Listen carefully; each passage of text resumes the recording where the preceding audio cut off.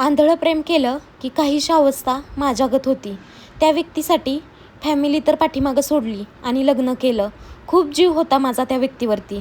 त्यासाठी त्या व्यक्तीकडून झालेल्या चुकासुद्धा मी पदरात घेतल्या. आता चुका तर आपण स्किप करूया, पण लग्नानंतरनी पहिल्याच 2-3 दिवसात काही गोष्टी मला समजल्या.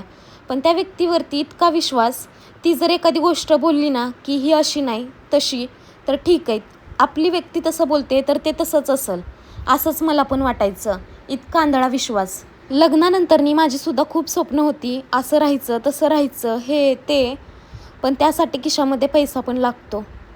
मला माहीत होतं त्याच्या खिशामध्ये 1 रुपया नाही, तरी पण मी लग्न केलं होतं. कारण म्हटलं ठीक आहे, दोघांनी मिळून परिस्थिती बदलायची आणि त्यासाठी किती कष्ट करायला लागलं तरी माझी तयारी होती. पहिले 3 महिने तर आम्ही मित्राच्याच घरी राहिलो, फुकटामध्येच जगत होतो. पण त्यामध्ये मला भरपूर गोष्टी समजायला लागल्या. मी खूप बालिश आहे, मला इतर मुलींसारखं नॉलेज नाही, मला जगाचं नॉलेज नाही. मी गावाकडून आलेली गावंढळ स्मार्ट मुलगी नाही इतर मुलींसारखी. मलाही वाटायला लागलं ठीक आहे, आपण गावाकडून आलेले, बदलूया आपण स्वतःला.